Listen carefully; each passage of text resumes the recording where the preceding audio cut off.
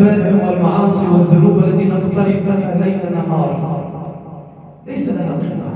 الطعام والشراب حلال في غير رمضان، مصيبة أن تفعل الحرام وأنت في نهاية رمضان. واحد صائم ويتعامل بالربا، صائم وعقل لوالديه، صائم. الإمام الحسن البصري يقول لا تحدثني عن الإسلام ولكن دعني أرى الإسلام فيك.